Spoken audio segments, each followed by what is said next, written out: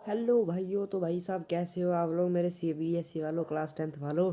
आशा करता हूँ आप सब बहुत बढ़िया होंगे। तो ये वीडियो आपके लिए बहुत ज़्यादा खतरनाक होने वाली है, क्योंकि आज मैं आपको इस वीडियो के अंदर बताऊंगा कि आप हिंदी के पेपर में कैसे टॉप कर सकते हो। ठीक है, लेकिन उससे पहले अगर आपने मेरे टेलीग्राम चैनल को ज्वाइन नहीं किया, इंस्टाग्राम पे फॉलो नहीं किया है, तो प्लीज़ जाकर कर दो, क्योंकि सारे के सारे नोट्स, PDF, सैम्पल पेपर्स वगैरह सब टेलीग्राम पे आपको फ्री में मिल जाएंगे। सारे मतलब एडू कार्ड के, एक्सपीरियंस हब के, मतलब जितने भी sample paper, extra question answers वगैरह, प्रीवियस ईयर क्वेश्चन, सब कुछ आपको टेलीग्राम पे मिल जाएगा भाई साहब। मतलब लिंक दे दूंगा आपको डिस्क्रिप्शन में, वहाँ से जाके आपको सबसे पहले भाई ज्वाइन कर लेना है। ठीक है, फिर अब आते हैं भाई साहब मुद्दे की बात पे। ठीक है, मुद्दे की बात भाई हमारी ये है कि ये वीडियो आपको हिंदी के एग्ज़ाम का टॉपर बना देगी भाई साहब। मतलब आप सोच भी नहीं सकते कि हिंदी का एग्ज़ाम इतना इजी हो जाएगा आपके लिए। अगर आपको लगता है ना कि हिंदी का एग्ज़ाम लेंथी होता है, तो मैं आपको बता दूं कि हिंदी का एग्ज़ाम बिल्कुल भी लेंथी नहीं होता।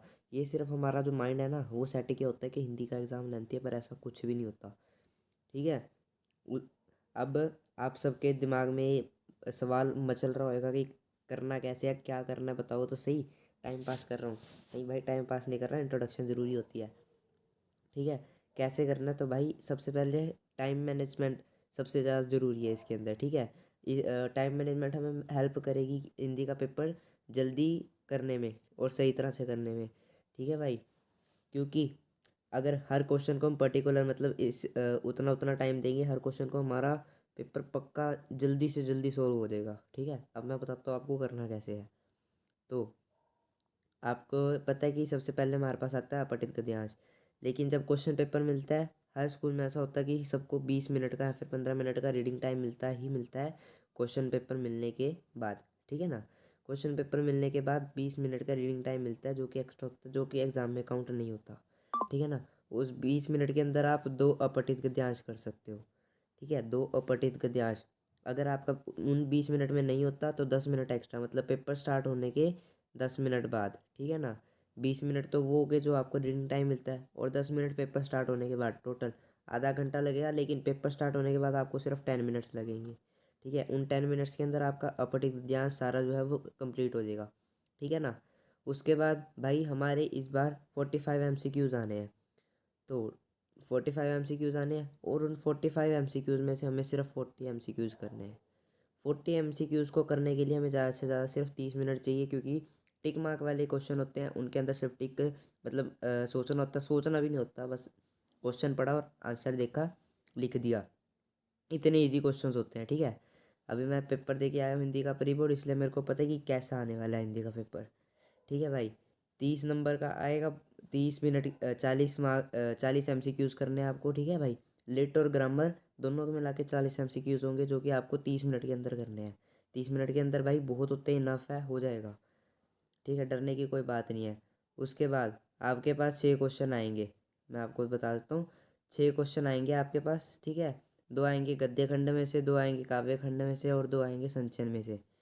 ठीक है, दो दो 3-3 मार्क्स के आएंगे। आपको कम से कम 50 से 60 शब्दों में लिखना है। लेकिन क्वेश्चन मतलब कैसे आएंगे? जैसे अगर आपको मान लो आपसे आपसे ये पूछना है कि अपने बारे में बताओ, तो वही डायरेक्टली ये नहीं कहेंगे अपने बारे में बताओ। वो आपसे घुमा फिरा के पूछेंगे कि आपकी क्या क्या हॉबीज़ हैं, आपका नाम क्या है। मतलब ऐसे क्वेश्चन बना के पूछेंगे, लेकिन आंसर आपका ये है कि आपको अपने बारे में ही बताना है।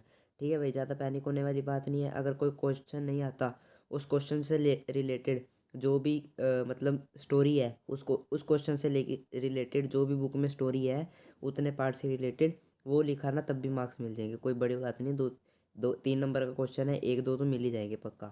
ठीक है, तो छः छः क्वेश्चन है, दो दो क्वेश्चन, 3 पार्ट्स हैं दो दो क्वेश्चन के। ठीक है ना, अगर 6 क्वेश्चन है, हम हर क्वेश्चन को अगर 10 मिनट भी देते हैं, वैसे तो 10 मिनट बहुत ज़्यादा है, लेकिन तब भी अगर हम 10 मिनट देते हैं, तो हमारा 60 मिनट के अंदर भाई साहब लगा के चल लो, हमारा सारा मतलब लिटरेचर, ग्रामर वगैरह सब कंप्लीट हो जाएगा। सिर्फ हमारे अपठित गद्यांश रह जाएगा, अपठित गद्यांश नहीं, निबंध, पत्र, सूचना, विज्ञापन, लघु कथा वगैरह रह जाएगा। ठीक है, अब बेशक आप कैलकुलेट कर लो, 10 मिनट अपठित गद्यांश के प्लस 30 मिनट MCQs के, 40 हो गए। 40 और 60 मिनट क्वेश्चन आंसर्स के, 100 मिनट हो गए। और 180 मिनट, यानी 3 घंटे का पेपर होता है। 180 में से 100 गए, 80 मिनट बचे। 80 मिनट को इन 5 से डिवाइड कर लेंगे, 16 मिनट बैठा अप्रोक्सीमेटली, ठीक है ना। अप्रोक्सीमेटली हमारे पास 16 मिनट होते हैं। मतलब किसी भी एक इनमें से किसी कोई भी एक टॉपिक करने के लिए हमारे पास 16 मिनट है। लेकिन पत्र, सूचना, विज्ञापन, लघु कथा ये सिर्फ 10-10 मिनट का काम है। छोटे छोटे होते हैं, डिब्बे बनाना होता है और थोड़ी सी लाइनें लिख के बंद कर देना होता है और कुछ नहीं करना होता। इसलिए इनको 10 मिनट की मतलब टाइम लिमिट में करना है। और भाई अगर 10 मिनट्स के अंदर करोगे तो आपके लिए बहुत अच्छा, निबंध के लिए आपको ज़्यादा टाइम मिल जाएगा। मतलब निबंध के लिए मान लो अगर आपको पहले 16 मिनट्स मिल रहे थे, तो 6 मिनट इन चारों में से कट के 6 4 24 मिनट्स आपके इसके अंदर एक्स्ट्रा ऐड हो जाएंगे, यानी आधा घंटा आपका ऐड हो जाएगा निबंध के अंदर। और अगर आप निबंध को इसलिए मैं लास्ट में करने के लिए कह रहा हूँ, क्योंकि अगर कई बार क्या होता है निबंध करने बैठते हैं, निबंध के चक्कर में बाकी चीज़ें रह जाती है, ठीक है ना। इसलिए ये सारा करके फिर निबंध लिखना वो ज़्यादा सही रहेगा, ठीक है भाई। निबंध लास्ट में करना, तो इसके भी सारे जो है मतलब इसका भी टाइम जो है, एडिशनल टाइम जो हमारे पास बचेगा निबंध के अंदर ऐड हो जाएगा।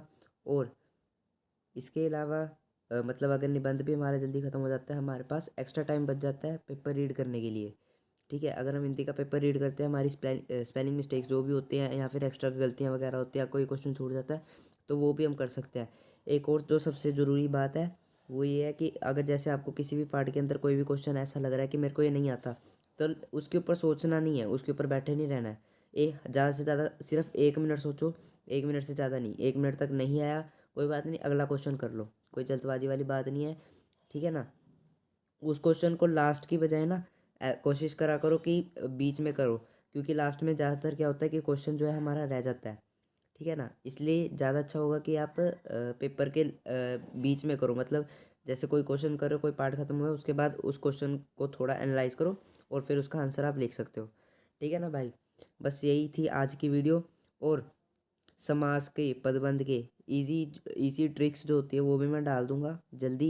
इस चैनल के ऊपर वीडियो आ जाएगी समास और पदबंध को पहचानने की सबसे इजी ट्रिक्स, ठीक है ना।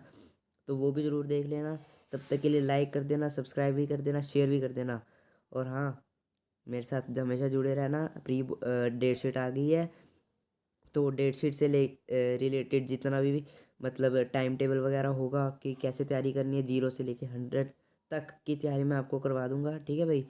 मतलब पेपरों से पहले आपकी तैयारी बिल्कुल फुल टू ओके हो जाएगी बिना किसी दिक्कत के, ठीक है।